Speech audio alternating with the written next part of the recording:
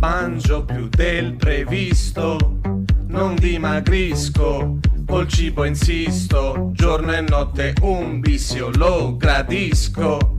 Più un antipasto e un fritto misto per ore e ore.